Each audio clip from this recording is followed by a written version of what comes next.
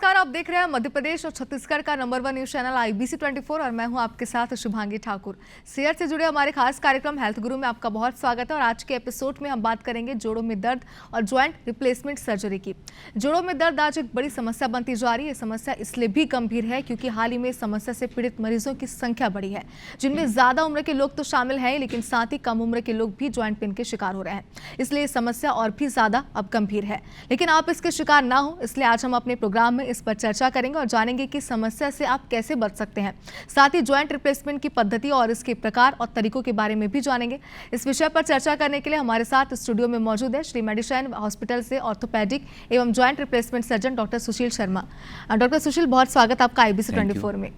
Doctor सुशील, पहले आपसे हम यही समझना चाहते हैं, क्योंकि देखिए जोड़ों में प्रॉब्लम्स तो कई तरह की होती है, लेकिन जोड़ बदलने की जरूरत कब पड़ती है? देखिए, जोड़ की समस्या आजकल बहुत आम हो चुकी है, जैसे आपने इंट्रोडक्शन में बताया, लेकिन हर पेशेंट को जोड़ बदलने की ज़रूरत नहीं होती। जब भी हमारे पास पेशेंट आता है तो हम प्रॉपर इवैल्यूएशन करते हैं, उसके एक्सरे कराते हैं। एक्सरे भी एक अलग अलग व्यू में और एक स्कैनोग्राम होता है, हम स्कैनोग्राम कराते हैं। स्कैनोग्राम का मतलब होता है पूरा फुल लेंथ एक्सरे कराते हैं मरीज का, और उसके बाद हम उसका मैकेनिकल एक्सेस, एनाटॉमिकल एक्सेस वो कैलकुलेशन करते हैं। अगर हम मुझे लगता है कि एक पर्टिकुलर डिग्री के से ज़्यादा नी में डैमेज हो चुका है, क्योंकि एक हर चीज़ के इवैल्यूएशन के हमारे पास एक वेज हैं, तो उस स्केल में हम रख के उस नी को देखते हैं। अगर लगता है कि मरीज की तकलीफ़ काफ़ी ज़्यादा हो चुकी है, मरीज के जोड़ पैर मुड़ रहे हैं या एक्सरे वाइज उनको काफ़ी ज़्यादा डिफॉर्मिटी हो चुकी है, तभी हम ऐसे पेशेंट को जॉइंट रिप्लेसमेंट का एज ए कैंडिडेट चुनते हैं। नहीं तो हमारी पहले कोशिश ये होती है कि उस मरीज के जोड़ों को प्रिजर्व किया जाए, उस जोड़ों को बचाया जाए। तो वैसे जैसे जॉइंट रिप्लेसमेंट सर्जरी बहुत एडवांस हो चुकी है, जॉइंट प्रिजर्वेशन सर्जरी भी बहुत एडवांस हो चुकी है। तो हमारा उद्देश्य ये रहता है कि मरीज के जोड़ों को बचाया जाए सबसे पहले। बिल्कुल डॉक्टर सुशील, देखिए जोड़ों में कई तरीके की समस्याएं होती है, और देखिए ये गंभीर सवाल है क्योंकि आज की डेट में कम उम्र के लोग भी इसके शिकार हो रहे हैं। ऐसे में हम आपसे ये जानना चाहते हैं कि जो समस्याएं जोड़ों में होती है उसे हम कैसे रोक सकते हैं, क्या सावधानी हम बरतें? देखिए, कुछ दो प्रकार में मैं इसको डिवाइड कर सकते हैं। कुछ चीज़ें जो होती हैं हमारे कंट्रोल में हैं और कुछ चीज़ें जो हमारे कंट्रोल में नहीं हैं। तो जो हमारे कंट्रोल में है, सबसे इम्पॉर्टेंट होता है कि एक्सरसाइज करना और अपने जोड़ों को थोड़ा स्ट्रांग बनाना। जब भी हम एक्सरसाइज करते हैं तो एक मेडिकल में लॉ होता है, वुल्फ लॉ बोलते हैं, तो उसके अकॉर्डिंगली जितना हम जॉइंट में हम प्रेशर देते हैं, एक्टिविटी करते हैं, उतना वो जोड़ मजबूत होता है। तो सबसे इम्पॉर्टेंट हमारा फ़र्ज बनता है अपने एक्सरसाइज करें, अच्छी डाइट लें, जो एक नॉर्मल हर व्यक्ति को मैं ये सलाह देता हूँ। और कुछ चीज़ें हैं जैसे कि जोड़ों को इंजरी से बचाना। आप एक्सरसाइज करते हैं, जिम में जाते हैं, तो कोई अनड्यू एक्सरसाइज ना करें। आप अपने ट्रेनर से या अपने डॉक्टर से सलाह लेने के बाद ही वो एक्सरसाइज का प्रोग्राम फिक्स करें। दूसरा चीज़ें जो होती है जो हमारे कंट्रोल में नहीं है फैक्टर, वो कंट्रोल में फैक्टर नहीं है, जैसे कि रूमेटॉइड अर्थराइटिस होता है, सिकल सेल एनीमिया होता है। रूमेटॉइड अर्थराइटिस एक ऐसी बीमारी है जो कि एक सिस्टमिक डिसीज़ है और हमारे शरीर के सारे जोड़ों को अफेक्ट करती है। हमारे जोड़ पूरे उसमें ख़राब हो जाते हैं, चाहे घुटने के जोड़ हो, हिप जॉइंट हो। वैसे एवेस्कुलर नेक्रोसिस या एवियन की एक समस्या खास करके सिकल सेल के लोगों के मरीज में होती है, और अनफॉर्चुनेटली हमारा जो छत्तीसगढ़ है या सेंट्रल इंडिया है, वो उसका एक कैपिटल है सिकल सेल एनीमिया का। तो प्रॉपर स्क्रीनिंग कराएं। स्क्रीनिंग के बाद हम कुछ डॉक्टर जो प्रिकॉशन बोलते हैं, अगर हम वो करें तो गठियावात और सिकल सेल एनीमिया दोनों से ही हमारे जोड़ों का जो घिसाव है या जो उसकी जो क्षति होती है, हम कुछ हद तक रोक सकते हैं। बिल्कुल डॉक्टर सुशील, देखिए आज के डेट में कहा जाता है कि आपके बोन्स का, आपके हड्डियों का स्ट्रांग होना बहुत ज़रूरी है, क्योंकि एक तरीके से हम देखें तो अगर हड्डियां हमारी स्ट्रांग नहीं है तो कई बार ये भी होता है कि हमें थकान जल्दी हो जाती है, बहुत सारी समस्याएं हमें होने लग जाती है। हम अपनी हड्डियों को स्वस्थ कैसे रख सकते हैं? ये सबसे पहले दो चीज़ मैंने ऑलरेडी मेंशन कर चुकी है।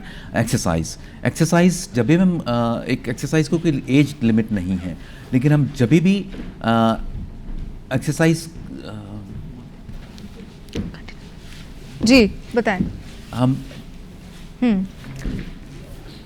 बिल्कुल डॉक्टर सुशील, तो जी एक्सरसाइज मुझे लगता है कहीं ना कहीं ज़रूरी है, क्योंकि उससे ही ठीक हो सकता है। ज़रा आपसे समझना चाहते हैं, क्योंकि कई बार होता है कि लोग लापरवाही बरतते हैं और वो एक्सरसाइज सही से नहीं करते हैं और अपनी रूटीन में एक्सरसाइज को शामिल नहीं करते हैं। यही वजह होती है कि उनको फिर सर्जरी की ज़रूरत पड़ जाती है। डेफिनेटली तो एक्सरसाइज करना और डाइट का बैलेंस करना बहुत ज़रूरी है। अच्छी डाइट लेना का इसका मतलब होता है कि हमारे थाली में हम देखें तो एक पूरे 7 कलर्स दिखना चाहिए। जैसे स्पेक्ट्रम होता है इंद्रधनुष का, वैसे सारे कलर दिख रहे हैं, तो आपके सारे न्यूट्रिएंट्स या माइक्रो न्यूट्रिएंट्स जो आपके शरीर को आपको स्वस्थ रखने के लिए आवश्यक होते हैं, वो हमको मिलते हैं।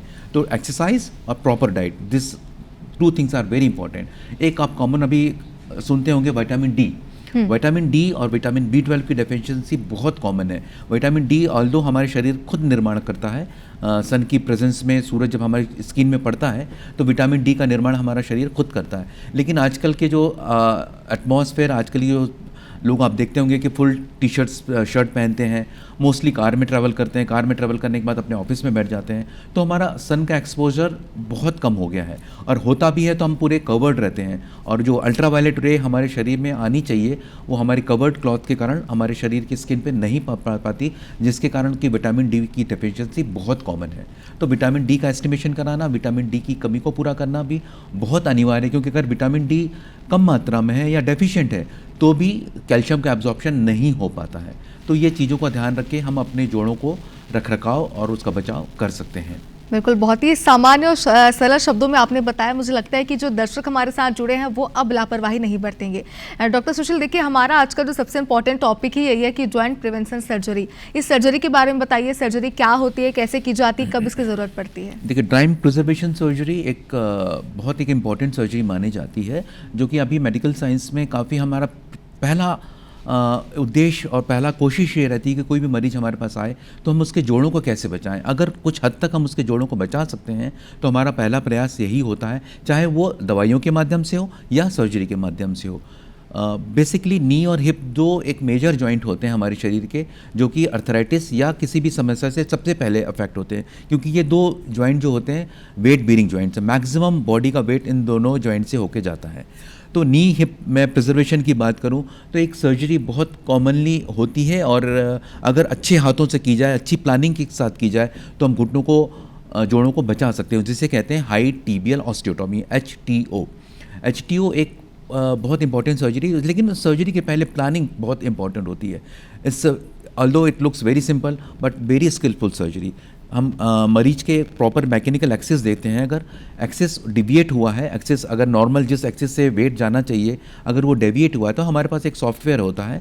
पहले हम स्कैनोग्राम लेते हैं, मरीज का पूरा फुल बॉडी का लेंथ का एक्सरे लेते हैं। उस स्कैनोग्राम को हम अपने एक सॉफ्टवेयर में डाल के एग्जैक्टली एंगल कैलकुलेट कर लेते हैं कि नॉर्मल कितना होना चाहिए और डिविएशन कितना हुआ है। बेस्ड ऑन दैट कैलकुलेशन हम कितना बोन का कट लेके उसके, जैसे कि ये नी की बात करूँ, मैं मॉडल की बात करूँ तो हम एग्जैक्टली एक कैलकुलेशन एंगल करने के बाद नी के अंदर के हिस्से में एक कट लेते हैं। कट लेने के बाद उसको एलिवेट करके उसके मैकेनिकल एक्सिस को हम बिल्कुल अलाइन करके प्लेट के द्वारा फिक्स कर देते हैं। इससे फ़ायदा ये होता है कि मरीज का मैकेनिकल एक्सेस बिल्कुल नॉर्मल हो जाता है, जो मरीज को चलने फिरने में दर्द होता था वो कम हो जाता है, और मरीज का इस एबनॉर्मल मैकेनिकल एक्सेस के कारण जो घिसाव होता है वो रुक जाता है। ये तो हुआ नी प्रिजर्वेशन सर्जरी के बारे में। हिप में भी प्रिजर्वेशन सर्जरी हम करते हैं। हिप में प्रिजर्वेशन सर्जरी जो सेंट्रल इंडिया में शायद मेडिशाइन हॉस्पिटल में सिर्फ मेरे द्वारा ही की जाती है, जिसको हम ऑस्ग्रो कहते हैं। इस जैसे मैंने कहा कि छत्तीसगढ़ में सिकल सेल एनीमिया की बहुत ज़्यादा संख्या में मरीज मिलते हैं, जिसके कारण उनको एक बीमारी होती है जिसे कहते हैं एवेस्कुलर नेक्रोसिस। एवेस्कुलर का मतलब होता है खून का प्रभाव कम हो जाना किसी जोड़ों में, जिसके कारण हमारे जो जोड़ होते हैं वो भुरभुरे होने लगते हैं, स्पेशली हिप जॉइंट।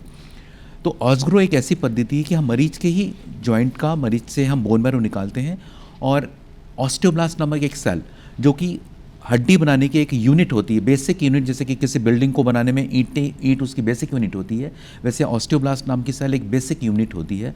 हम उस ऑस्टियोब्लास्ट को उस जगह से हम जो हमारे बोन मैरो से सेग्रीगेट करते हैं, स्पेशल लैब में एक भेजते हैं हम इस बोन मैरो को, और एक पर्टिकुलर संख्या में होने के बाद 48 to 49 मिलियन जब ऑस्टियोब्लास्ट की संख्या हो जाती है, दोबारा उस लैब से हमारा वो प्राप्त होता है, हमारे को सैंपल एक स्पेशल टेक्निक से वो हमको ट्रांसफ़र करते हैं, और सेकेंड सर्जरी में मरीज के हिप जॉइंट में एक होल करते हैं, और अंदर के जो ख़राब जो डेब्रीज हैं, जो ख़राब बोन हो चुकी है, उसको हम क्यूरेट करके निकाल के फिर ये ऑस्टियोब्लास्ट अंदर हम इम्प्लांट कर देते हैं। और जो ऑस्टियोब्लास्ट हम अंदर इम्प्लांट करते हैं वो मरीज का ही ऑस्टियोब्लास्ट होती हैं, और वो ऑस्टियोब्लास्ट नई हड्डियाँ बनाती हैं और उस जोड़ को आगे डैमेज होने से रोकती है, और इस प्रकार से हिप का प्रिजर्वेशन संभव हो जाता है।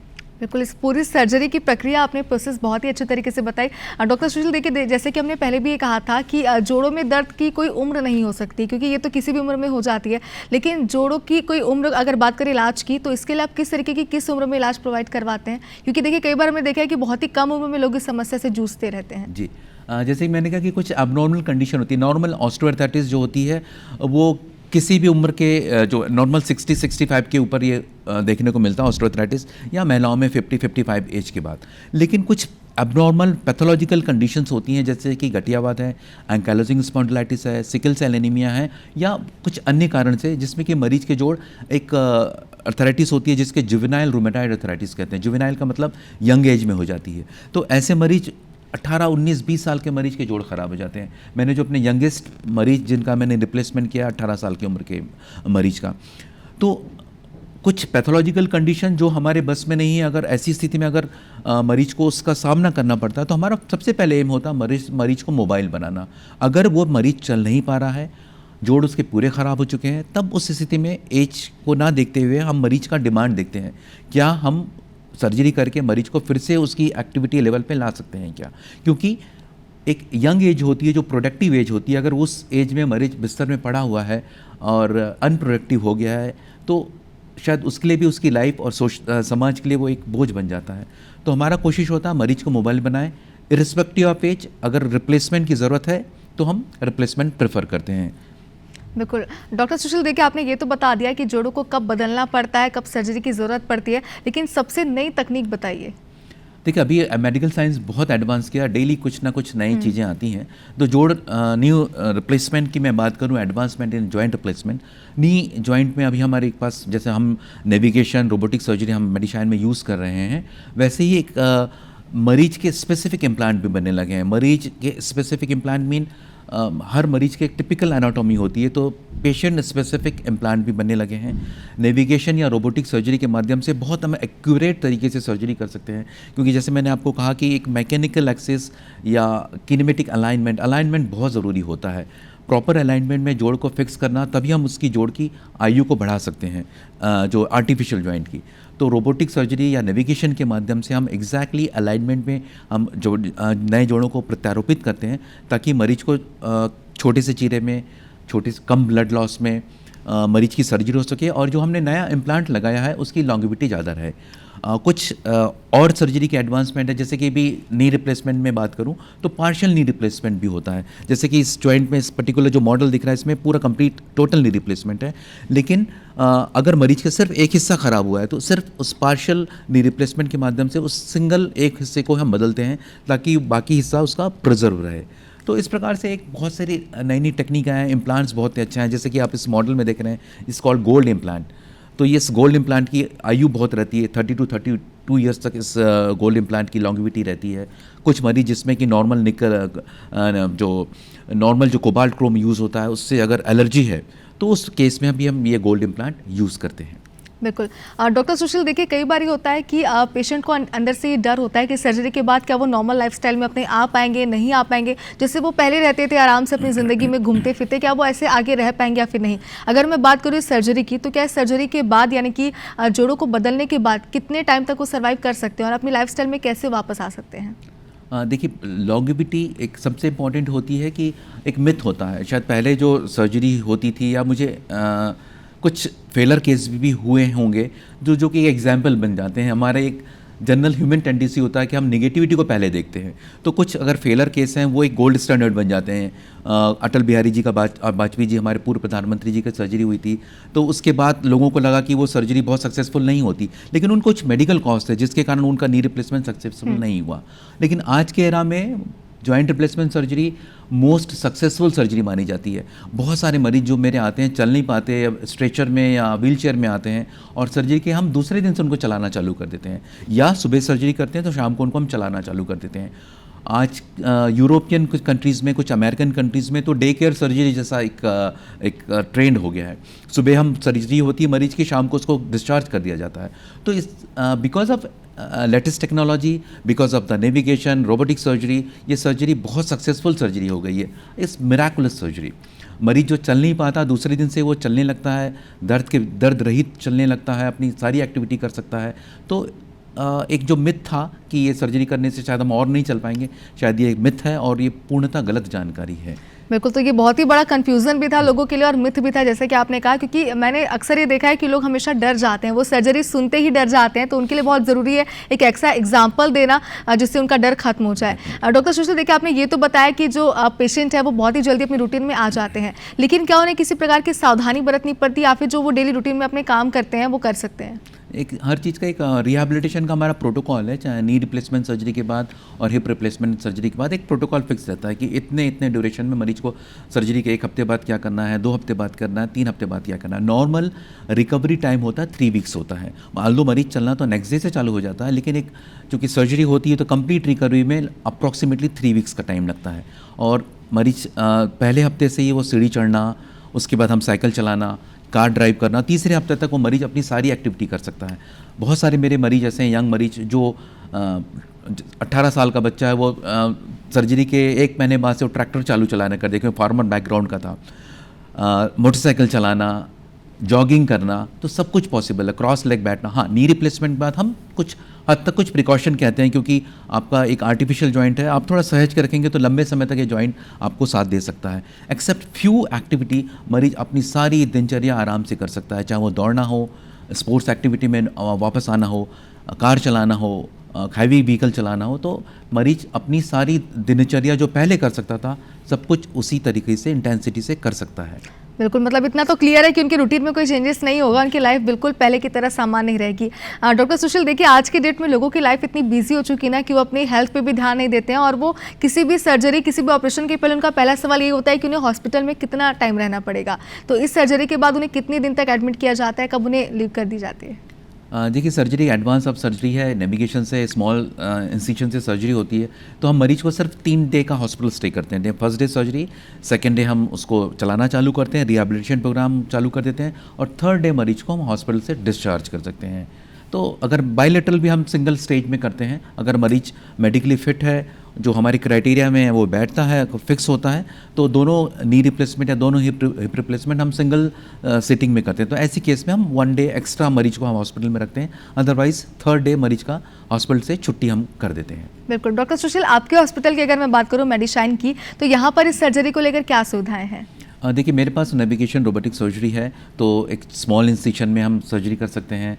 ब्लड लॉस बहुत कम होता है मरीज का, सेम डे से हम मरीज को चलाना चालू कर देते हैं, और एक बहुत अच्छा एक रिहेबिलिटेशन, हमारे यहाँ जो रिहेबिलिटेशन सेंटर भी है मेडिशाइन हॉस्पिटल में, काफ़ी वेल डेवलप्ड रिहेबिलिटेशन सेंटर है। तो मरीज को हम घर जाके भी अगर उसको फिजियोथेरेपी की ज़रूरत पड़ती है तो हम एक ट्रेंड स्टाफ मरीज को जाके रोज़ एक ट्रेनिंग देता है घर जाकर भी, और मरीज बहुत जल्दी अपनी दिनचर्या में वापस आ जाता है। और जहाँ तक कॉस्ट का सवाल है, तो हमारी कोशिश होती है कि मिनिमम कॉस्ट में मरीज को हम बेस्ट सर्जिकल चीज़ें और उसका आउटकम ऑफर करें। बिल्कुल। डॉक्टर सुशील, देखिए आपने अब तक कई सारी सर्जरीज की है, मुझे लगता है कि अब गिनती भी नहीं की जा सकती है, और आपने कई तरीके के पेशेंट को डील भी किया होगा। अगर मैं बात करूं कि कोई ऐसी सर्जरी जो आप हमारे साथ, कोई एक्सपीरियंस हमारे साथ जो आप शेयर करना चाहते हैं, क्योंकि देखिए सर्जरी इतनी आसान होती नहीं है, लेकिन आप एक्सपर्ट है तो आपके लिए ज़रूर वो आसान होगी, इसलिए हमें समझना चाहते हैं कि कोई जोखिम इसमें होते हैं? जोखिम तो देखिए हर कोई भी सर्जरी हो तो जोखिम तो रहता है। एक लिटरेचर में परसेंट फिक्स होता है कि इतनी सर्जरी करेंगे 100 में से इतने लोगों को ये कॉम्प्लिकेशन होगा, तो वो ऑटोमेटिक जितनी ज़्यादा आप सर्जरी करेंगे उतना कॉम्प्लिकेशन आप फेस करना इसलिए पड़ेगा, क्योंकि एक पर्टिकुलर कॉम्प्लिकेशन हर किसी को कुछ ना कुछ होना है।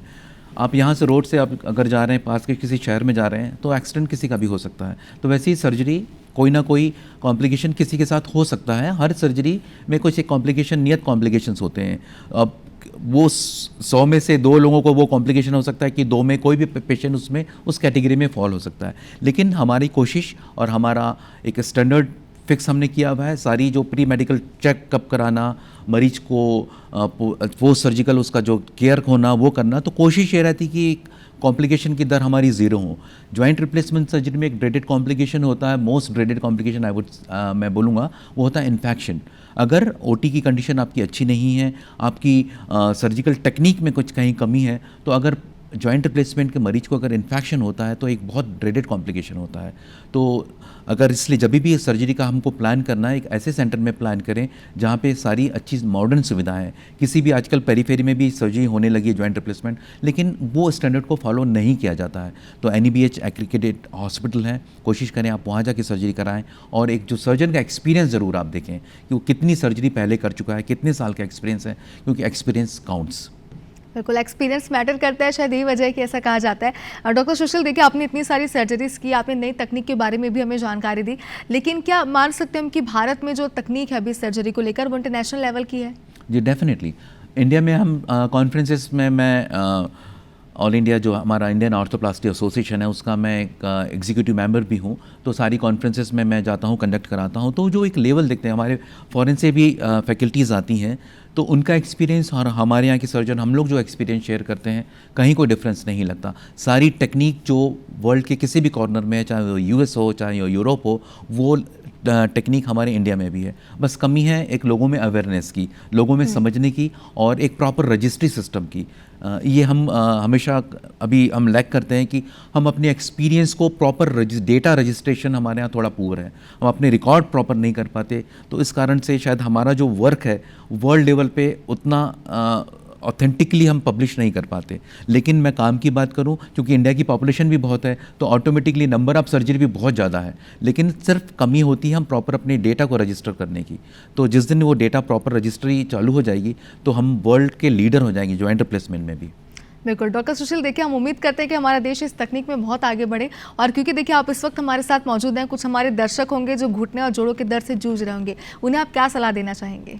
देखिए, सबसे पहले मेरी सलाह है कि आप जो स्वस्थ हैं उनके लिए सलाह है कि स्वस्थ बने रहने के लिए थोड़ी सी आपको तपस्या करनी होगी। तपस्या बहुत छोटी सी है, आप डेली एक्टिविटी में अपने एक्सरसाइज को शामिल कीजिए, चाहे आप वॉक करें चाहे साइकिलिंग करें, लेकिन इन चीज़ों को और अपने एक्सरसाइज के साथ साथ एक अच्छी डाइट, क्योंकि वेट बहुत इंपॉर्टेंट चीज़ है।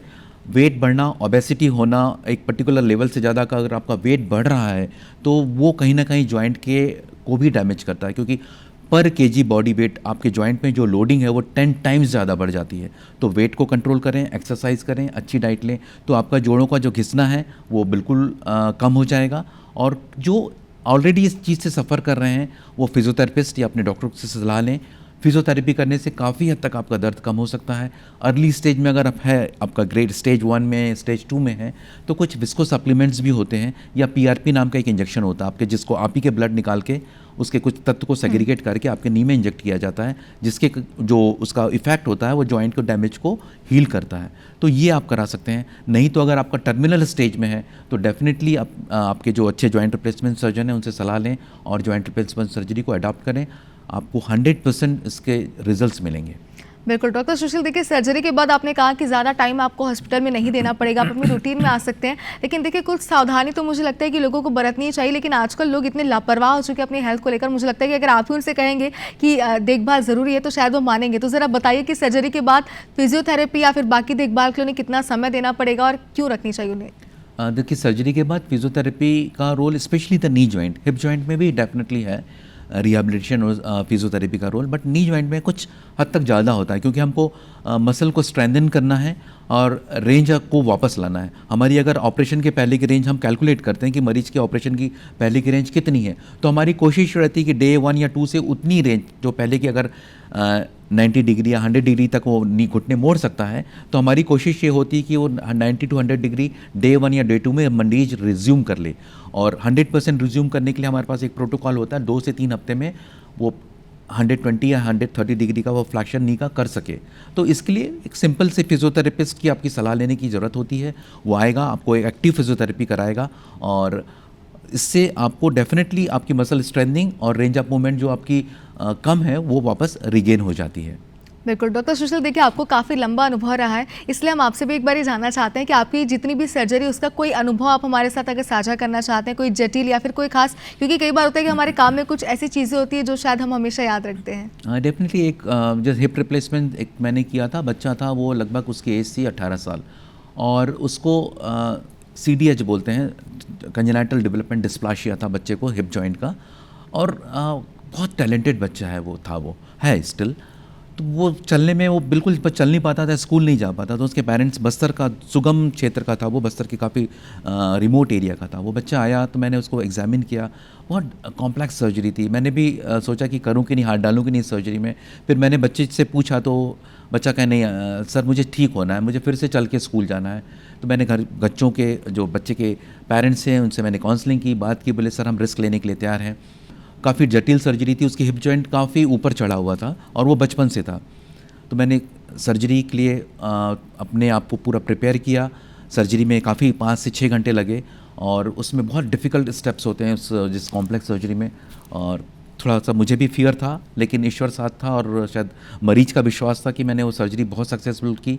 उसका वीडियो नेक्स्ट टाइम कभी हो तो आपको शेयर करूंगा। और दूसरे तीसरे दिन से मरीज वो चलने लगा। आज भी आता है, जब भी वो रायपुर आता है मुझसे मिलने ज़रूर आता है। और एक उसकी खुशी और उसकी जो चाल देख के, नॉर्मल गेट देख के मुझे जो संतुष्टि मिलती है, शायद वो किसी भी चीज़ से नहीं मिल सकती। बिल्कुल, ये बहुत ही एक अच्छा एग्जाम्पल दिया और मुझे लगता है कि इस एग्जाम्पल से हमें ये भी एक सीख मिलती है कि डॉक्टर तो आपके साथ अच्छे से रहते ही हैं, वो तो आपको अच्छे से ट्रीट करेंगे, लेकिन ज़रूरी कि पेशेंट भी उन्हें विश्वास दिखाए, अपना जो मोटिवेशन है वो उन्हें दिखाए, जिससे दोनों ही कॉपरेट करेंगे तो शायद सर्जरी सक्सेसफुल हो सकती है। सबसे इंपॉर्टेंट होता है पेशेंट का कॉन्फिडेंस। बिल्कुल।